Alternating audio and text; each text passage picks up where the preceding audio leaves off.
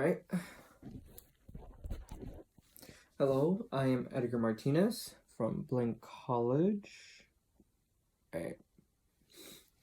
So, this is a persuasive speech on about how us Americans should lessen our stance on how we view drugs, instead of view them as something as evil or as just some problem that we should just ignore. Um,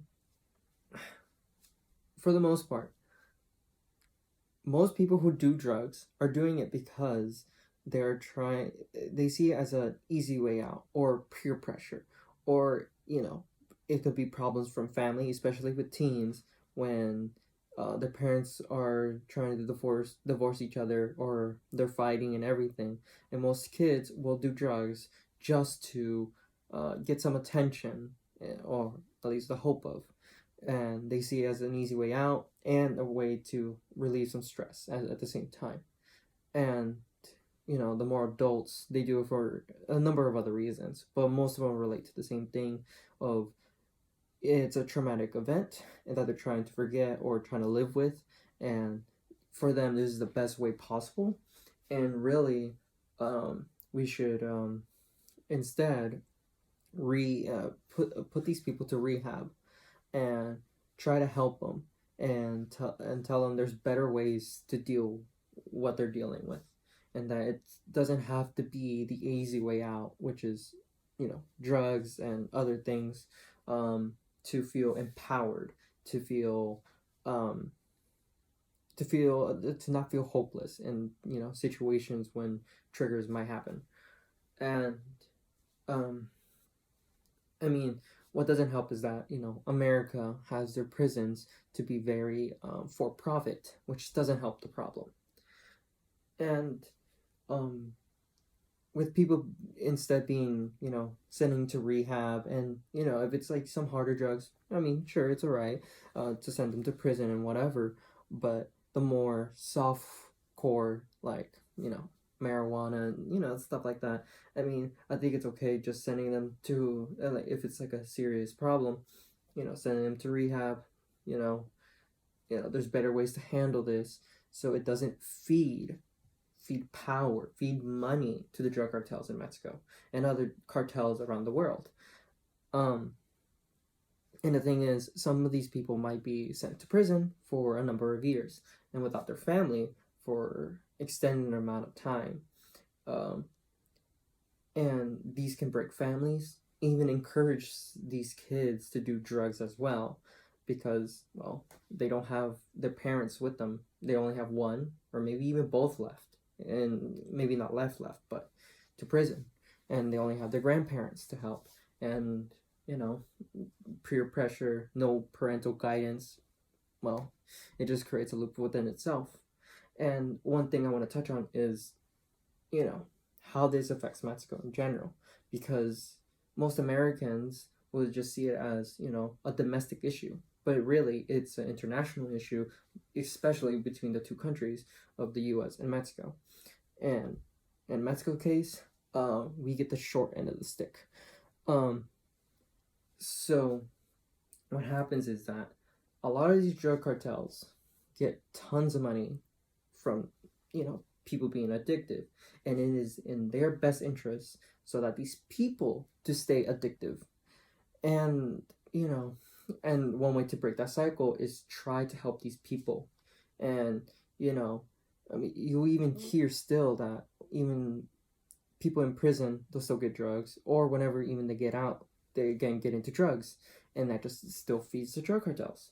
And the way the drug cartels use this power and everything is with this influx of money, they just buy off people, and or they can get away with a lot of things as well down there.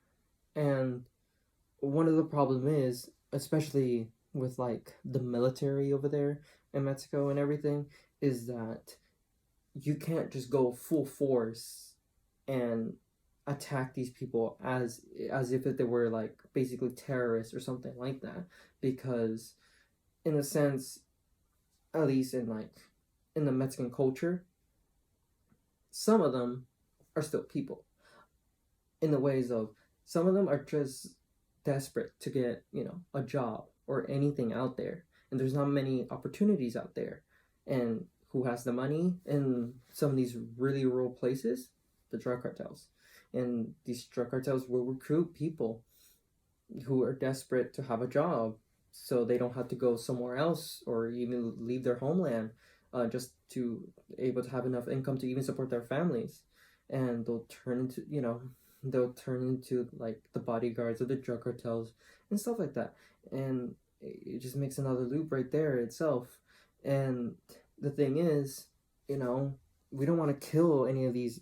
Really, they're most of them are innocent people, and then others they just turn into not drug they turn into more stone cold killers, and they become part of the problem, being assassins and stuff like that, and that's another debacle. And and with most of what's been happening, especially in the rural parts, because personally I am from the rural parts of Mexico where my parents live and everything.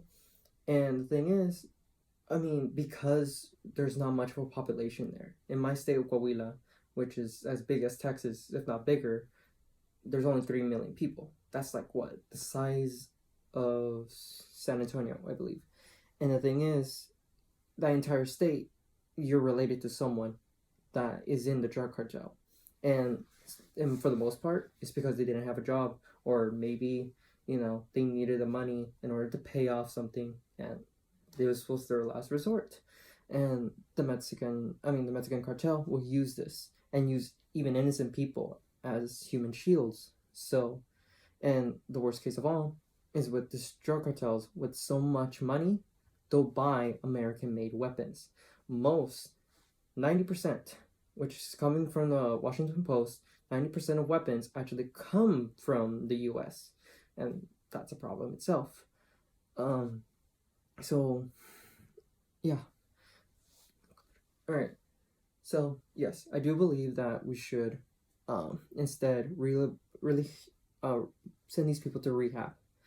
And it would actually help the US. If 40% of addicted offenders receive treatment instead of jail, those will be saving about $12.9 billion. And that comes from the rehab and incarceration center, links down in the citations. And yeah, thank you.